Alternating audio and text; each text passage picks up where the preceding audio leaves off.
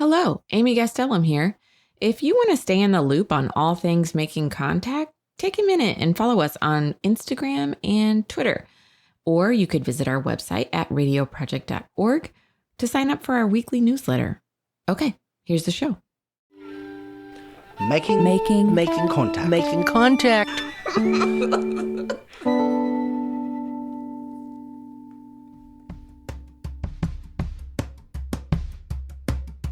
You're listening to Making Contact. I'm Lucy Kang. The TV show The Bear gives viewers a behind-the-scenes look at running a restaurant in Chicago as family and work drama ensues. And food is central to the series. Characters talk about food constantly, and the camera often lingers lovingly on shots of painstakingly assembled dishes. And the hit show prompted our friends over at the podcast In Confianza with Pulso to ask the question, what would a Latino version of The Bear taste like? In Confianza host Liz Rebecca Alarcón went to Chicago's predominantly Latino Pilsen neighborhood to find out.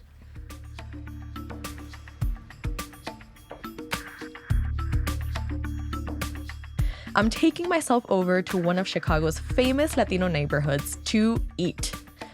I mean, Chicago is one of the most famous food towns in the world.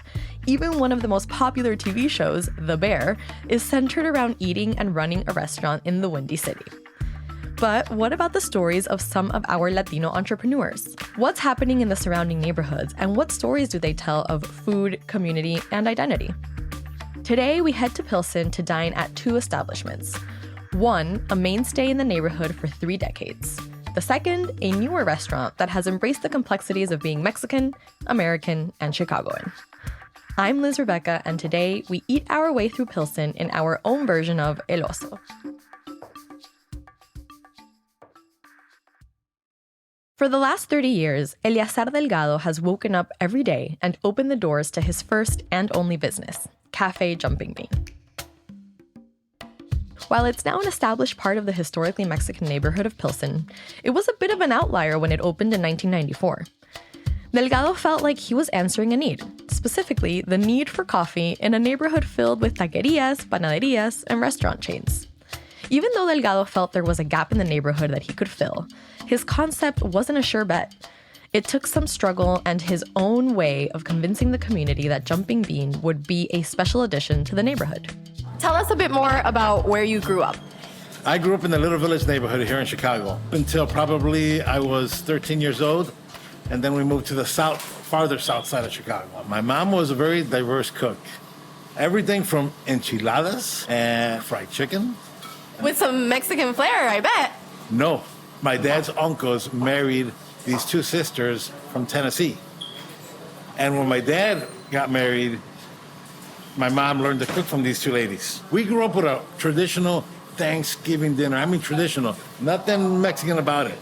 There was cornbread stuffing, mashed potatoes, sweet potatoes, cranberry sauce, and people would think it was strange because all my friends were Mexican, and it's like, what? You have that? Yeah. Pero qué rico, Eleazar, because I'm the same. My family's from Venezuela. I grew up in Miami, and I relish in the traditional Thanksgiving meal. And I always say, we eat everything else all year round. Like, in my home, we also had the traditional stuffing and gravy and turkey, so I can relate to that, wanting to have that quote-unquote traditional American experience at least once a year. When I grew up as a kid, I liked sandwiches. We like different stuff. We liked, muffins, bagels. We grew up eating different stuff. It wasn't just pan and tacos and tortas. Tell us if you remember your first cup of coffee or if you were a big coffee drinker growing up. My first cup of coffee was Taster's Choice Instant. It was the flavor crystals. My mom would open up the glass jar and the little paper lid, you would peel it off, and that smell that you would get. And then, if I was lucky, she would make me a small cup. How old were you? Probably 8. That is the most Latino thing ever, Eleazar. Drinking café con leche when you're little. I love it. So that early start and that early love of coffee, Eleazar, I know has in large part inspired you opening up this place. Am I right that you were a bike messenger before opening up this shop? Yes, I was a bike messenger for a year before I did this. I did it for a year. I loved it. Then I got hit by a car. And that took me out, shattered my hand, tore my ligaments in my hand, and I was out. There was no way I was going to do it again. So I spent some time thinking, trying to figure out what I was going to do.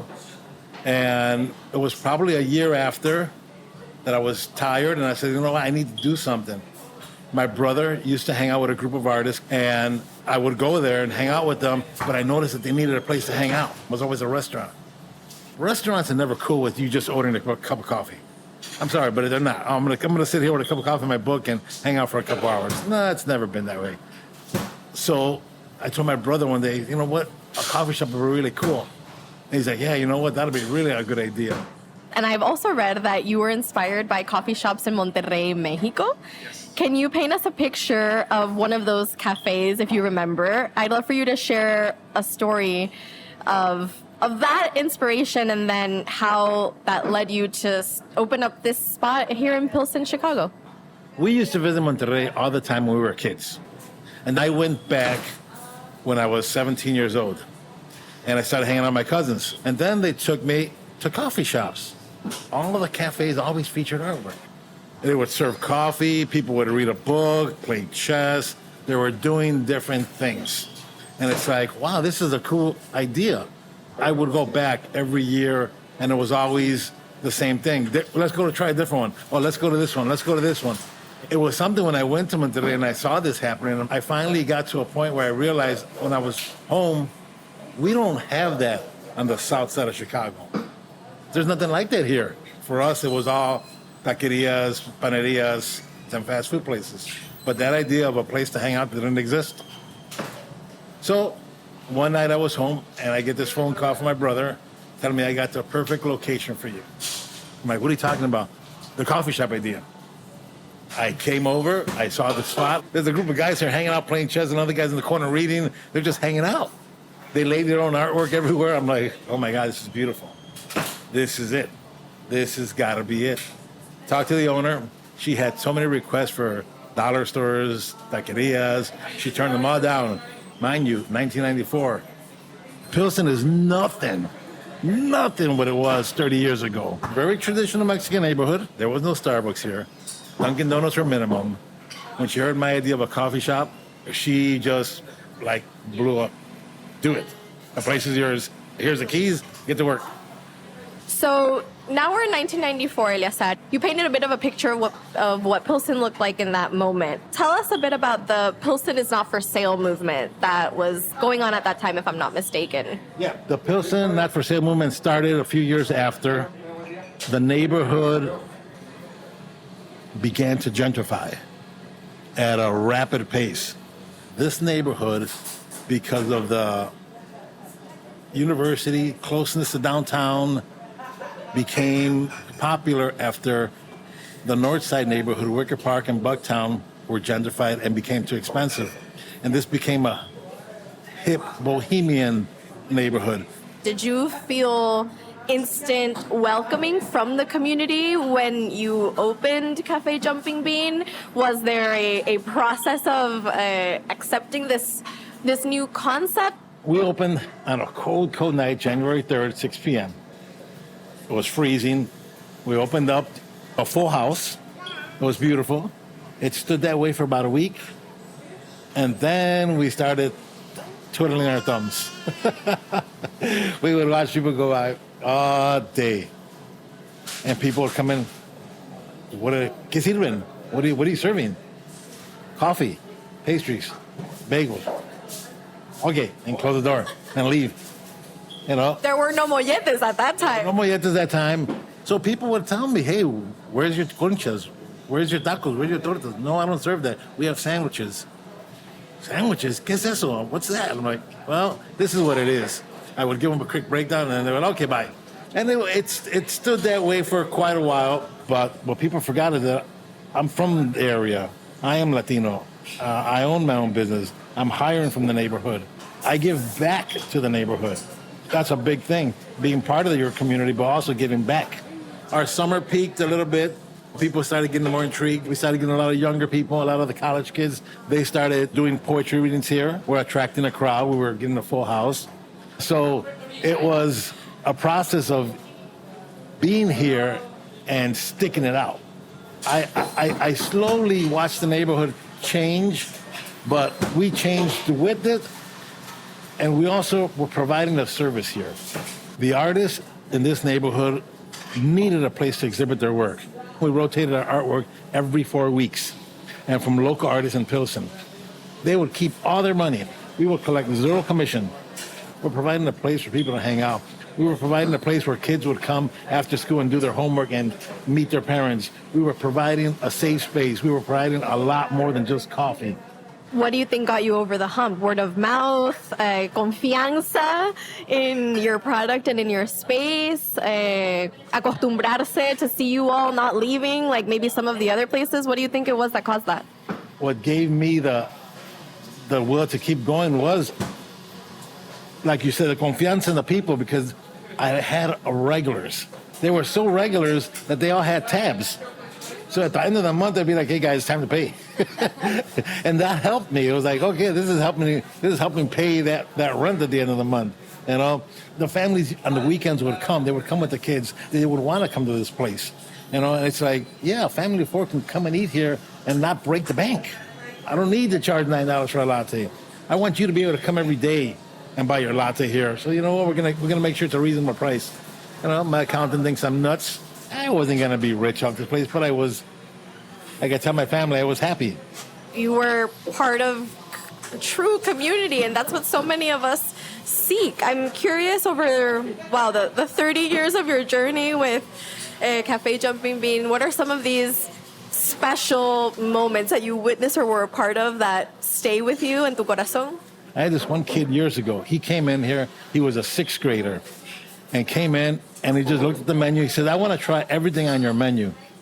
I said, "What?" "Yeah, I'm going to come in and try everything on your menu. I want to start with that." The first thing was espresso, and I'm like, "No, you don't want to try that." Yeah, but he was like you having coffee at 8 years old, Eleazar. He's like, "Yeah, I want to try that." I said, "Okay." I gave it to him.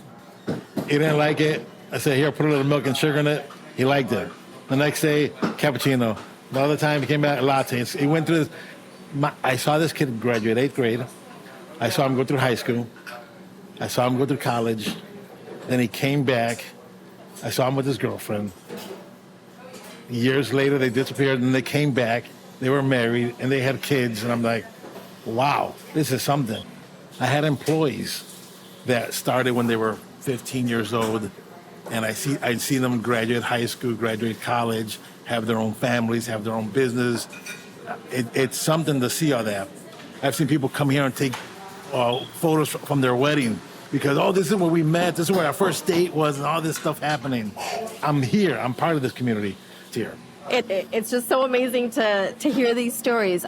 I wanted to jump to another subject. Chicago is known to be a foodie town, and this area is the epicenter of good Mexican food, Pilsen, here in Chicago. One of the most popular shows right now is The Bear, a series about opening a restaurant in Chicago. If you had to do your own version of El Oso about Cafe Jumping Bean or starting a Mexican-run restaurant in Pilsen, what would be important for you to include? My biggest thing would be my employees. Yeah, they're the backbone of this place. I mean, I can't tell you how much I've relied on my staff over the years. You know, being here 30 years, I have employees who have probably 20 years, so I have two that are 20 years with me, or 15 year and 18 year. This is their home. So that's what was important to me. But working side by side with your employees is the ultimate thing. As I'm here talking to Eleazar, his eyes are watering as he's talking about how much he truly cares about his employees and the staff here. Así que les puedo decir que he means every single word that he's saying, and I'm very touched to see that, Eleazar. I hope we can. Obviously, I didn't just come to Cafe Jumping Bean to talk with Delgado. I also came here to eat. The first thing I tried was one of the cafe's most popular drinks. Eleazar recommended that I try the Choco Espresso mixed with Mexican chocolates. Warm, smooth, buttery, cinnamony, chocolatey, mocha-y. and the perfect kick for this morning. And to go with my choco espresso, I tried one of the cafe's signature breakfasts, a mollete. Wow. It's so good. It is light and airy and crisp and seasoned. And it's not very greasy, which for a breakfast at 8 a.m., like I'm all for a big breakfast, but I was a little worried it might be heavy, but it is light and perfect. Well, thank you. 15 years ago, I was in a cafe in Mexico City, and I saw this thing, molletes.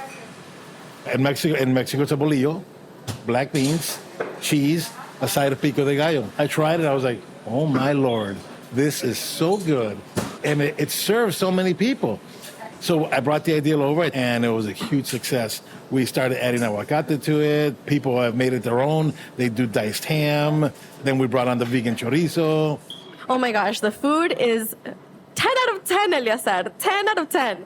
Clearly, your life's work has been much more than feeding the people of Pilsen. You've created a space for connection and community building, like we've been talking about the entire conversation.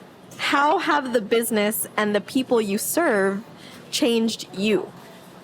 I was always very quiet. And I learned a lot from this community just by walking down the street to the banks, saying hello to people. That feeling of community in the morning, it's beautiful. The door was always open here for everyone. That feeling of seeing somebody every day and knowing what they want is great. My Spanish has always been good, and my Spanish has jumped to another level because we still have, as much as Pilsen has changed, we still have that large Mexican community that comes in here. So I make it a point that when I hire, that you need to know some Spanish or willing to learn it, because I still have the paletero who comes in and wants a cup of coffee, and I don't want him to come in and say, quiero, and the person to say, what? So I make sure my employees know, listen, there has to be some degree of Spanish in your vocabulary. I don't care what it is, or you need to be willing to learn it. What advice would you give to young Latino entrepreneurs who are trying to follow in your footsteps, Eleazar? If you believe in something and really believe in it, don't give up.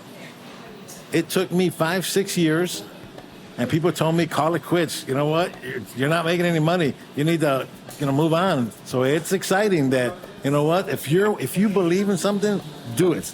Do it 100%, not 80%, not 99%. Give it 100%.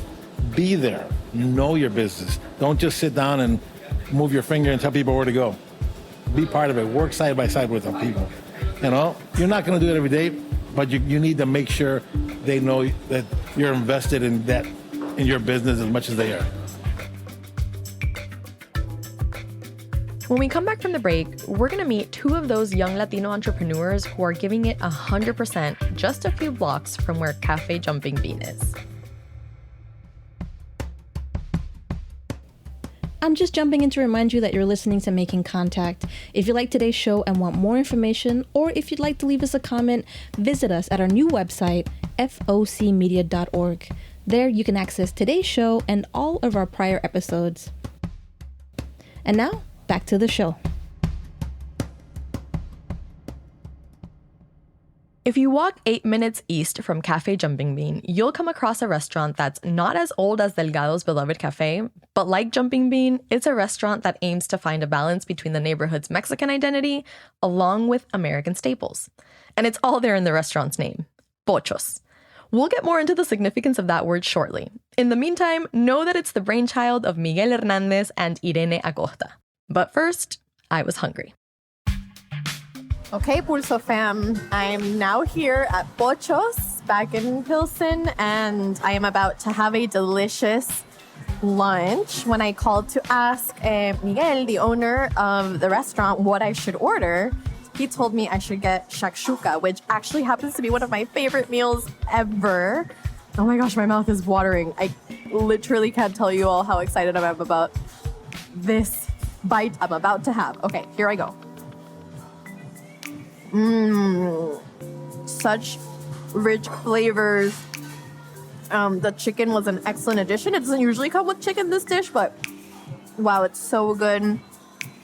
It's creamy. I can say some chile in here. My eggs are running over the pepper and tomato sauce, if you can imagine that. And now I'm about to take this big chunk of crusty bread, dip it in, and have another bite. I sat down with the two owners to talk about how their identity shows up in everything from how the restaurant looks to what the customers eat, and the ways all business owners should embrace what makes their communities unique. Hi, Irene and Miguel. Our first question for all of our guests is, what is the last thing you told someone in Confianza? That I have a lot of trauma. Ooh, that's deep. I was thinking about our green salsa recipe. Are you going to tell us in Confianza what that recipe is, Irene? No, precisely the conversation was about how I'm not going to disclose that recipe. I love it. I love it. I love it. Were you all picky eaters growing up at all? No, I wasn't. And I grew up in a household where mom cooked, every day there was something homemade. So getting things like pizza, McDonald's, things like that were like special occasions. So I grew up with a lot of Mexican home cooking. I also, I'm not a very picky eater, but growing up as a kid and watching PBS, I saw a lot of people cook on TV. So I always loved trying new ingredients and being able to ask my parents to, buy new things at the grocery store and promising, a meal for them. What about other spaces here locally in Chicago where you felt connected to community? Obviously, if there's food involved, even better. But where else did you all feel at home here in the city? I think growing up Latino in a city like Chicago, we're fortunate to have so many families. So if it was either home or my grandma's house or my aunt's house, and there was always food involved, right? And I think being a woman in the Latino culture, you're always involved in the kitchen, right? So when you're young, you're helping out with the little things and kind of eventually grow up and get to do more and more hands-on stuff. One of my tias, my tia Chila, she was a CPS lunch lady, and she was a lunch lady for many years. So she'd always come home with a bunch of leftover pizza, chicken nuggets. But she was always creative, and she was always a very good cook, and it's someone that I kind of look up to as being a chef and a home cook. And you all both identify as Mexican American. How much is that connected to Chicago as part of that identity? Are those two identities intertwined, Chicago and a Mexican American? Are they different? Yeah, I think that it's almost like we have our own subculture, because I think that being Mexican American is one thing, but then being Mexican American in a huge major city, right? You're exposed to so many different cultures, and you grow up eating different foods and speaking different languages, and I think inevitably that does create, a particular kind of identity, right? I created a great identity because I feel like in Chicago you can find some of the best Mexican ingredients, whether they're imported or made here. I think our tortilla game is super strong. And I can't really pinpoint another area that has the variety and the quality of tortillas that we have here in Chicago. So fighting words. I love it. I love it. Let's get into the restaurant. Tell us about the name. What does the word pocho mean for those who don't know?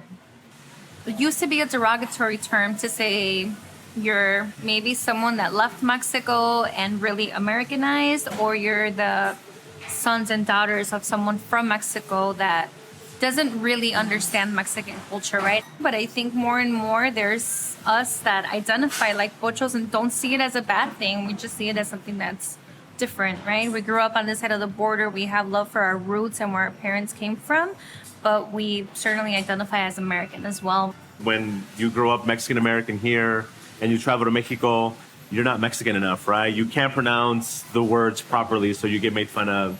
And then here in America, you're not American enough sometimes. So you can find yourself kind of in that middle ground, but we definitely want to embrace that and be able to show that, we have more than just one culture. We have, two big cultures. You both come from culinary backgrounds. Walk the Pulso fam through your journey in the culinary world and then to opening the restaurant. I was always more of a home cook, but I did start working in the food kind of industry right out of college. Like my first job ever was at a sandwich shop. Then I worked at the cafeterias in college and kind of eventually made my way into restaurant world. I hosted, I served, so I got to do a little bit of different things in the restaurant industry, work in different concepts from fast casual to fine dining. And pretty early on, I gauged, you know what, I really want to open my own restaurant one day. So I think I took advantage of a lot of the opportunities that were presented, kind of with a very clear focus of, I'm going to come in, I'm going to see what works, why does it work. When I don't understand something, I'm going to ask questions. Like, I'm always going to learn as much as I can and kind of take that knowledge with me. I started super young at I think 14 years old, still in high school working restaurants. And I've done everything from fine dining, fast casual. I've cooked, I've been a busser, runner, server. I've done it all. And I just have this huge appreciation for the whole culture that is the restaurant culture, especially here in Chicago. We already talked about Chicago being a huge foodie town, you all. And one of the most popular shows right now is The Bear. Have you all seen it? Know about it? Yes. If you had to do your own version of El Oso about Pochos or starting a Mexican-run restaurant in Pilsen, what would be important for you to include?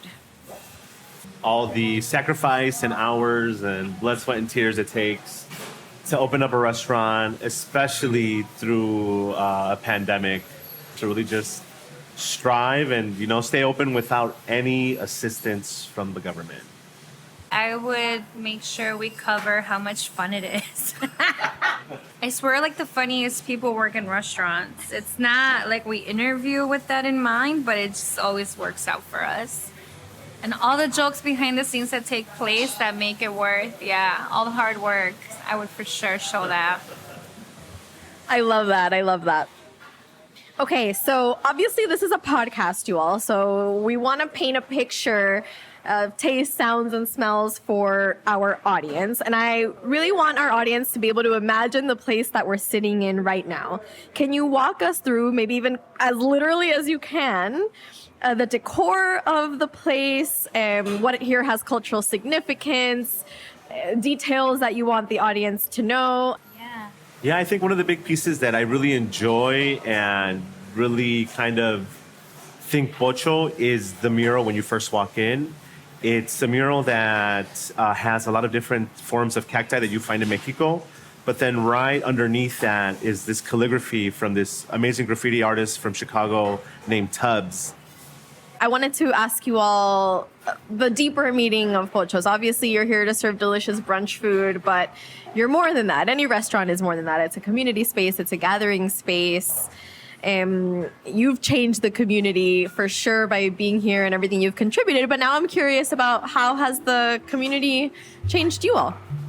Man, that's a really loaded question. And that's a lot has happened in the last 5 years. We were so fortunate to find a home in Pilsen because it's a neighborhood of Pochos. I mean, it's been a predominantly Latino Mexican community since the 80s. We kind of landed in like the perfect neighborhood given what we represent, and continuing to find so many customers that identify also as Pochos is just kind of reinforces that what we're doing is correct and that we can offer a home for, an ever-growing group of Pochos. That's it for this week. Thanks for joining me, Pulso fam. We'll be back soon. In Confianza.